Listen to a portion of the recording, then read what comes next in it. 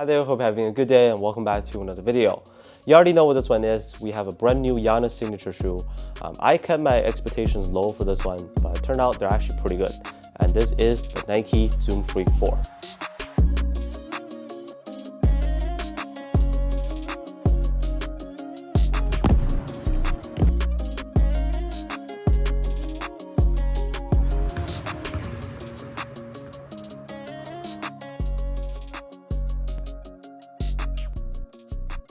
So the Zoom Freak 4 should retail for 130 US dollars. Some colorways like the EP version go for 135 bucks. But anyways, price did go up by $10 from the previous version. It's kind of like a mid-tier pricing now among Nike's basketball shoes, but still on the lower end for signature shoes. If you'd like to see a comparison between these and the Zoom Freak 3 or any other shoe, let me know in the comments now, and let's get right into some details and how these guys perform on the court. So that's the box that they come in, a subtle design with a small Giannis logo on top and a signature on the side. On the first look, they've maintained the low cut as always, and to continue the look, they have a reverse Nike swoosh on the lateral side. It's a really big one this time, and the swoosh sort of acts as part of the midsole caging. You can see the exposed zoom unit underneath the forefoot and pretty standard textile and mesh materials on the upper. They're very thin, so breathability is excellent. There is a see-through part besides the mesh tongue, but in general, the materials do feel a little bit cheap. Doesn't bother me though. Looking at the outsole, it has this like irregular multi-directional traction pattern. It is a computer-generated outsole according to Nike. The forefoot has a very wide shape overall, and again, you can see the exposed zoom units on both sides. I haven't played with these outdoors yet, but I am a little bit worried about how the zoom units will hold up against like hard surfaces, because it is exposed. But there is some elevation to it and quite a big gap in the middle there. Other than that, I think it's a pretty nice design, and these guys really don't bend easily at all, especially the forefoot. In terms of weight, they are 375 grams for my size 10.5 pair.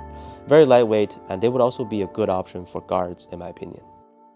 As to how the Zoom Freak 4 performs, the cushioning was better than I expected actually. Simply put, the foam feels really soft and responsive on feet. A very nice compression under the heels that you might be able to see from like the compression marks on there. It has a more curved shape at the front than at the back, but still a smooth transition. And as a lightweight low-cut shoe, the core feel is low to the ground. The traction works well, not crazy good as the Luka ones for example, but it does get the job done for sure. I wouldn't say they're a squeaky shoe all the time, but performance-wise, it's a really good grip on the floor in the indoor gym, and they were able to get me to a hard stop with no issues. They also did pick up quite a bit of dust, but it's really easy to wipe off. With the fit, the Zoom Freak 4s fit true to size, and for me it was right on, a very comfortable fit with no initial stiff feeling, heel slippage or whatsoever. As a person with very flat and slightly wider feet, I didn't experience any soreness playing in these, so that was definitely a good thing. Stability and support for like lateral movements is also decent.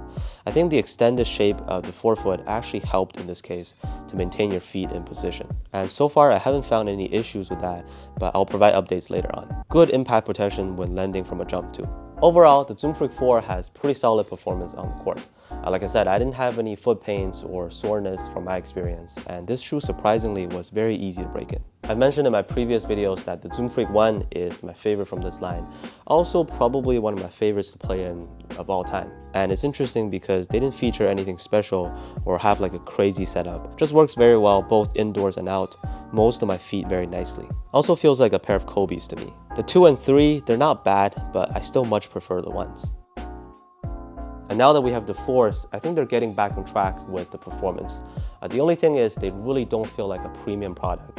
That's what you're looking for. But that was never really the selling point of the Zoom Freak line anyways. Let me know your thoughts on the Zoom Freak 4 down in the comments. Are you going to grab a pair soon? Thank you so much for watching, and I'll see you on the next one.